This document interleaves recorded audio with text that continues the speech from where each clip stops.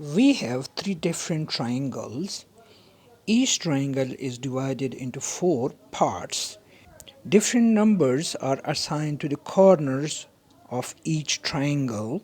The central one in red color is linked to the corner ones through an arithmetical rule. Using the information in the leftmost two triangles, what number will replace the question mark in the rightmost triangle? A little intuition shows that the number in red in the leftmost two triangle is the square root of the number constructed from the numbers on the corner of the corresponding triangle written in the clockwise direction.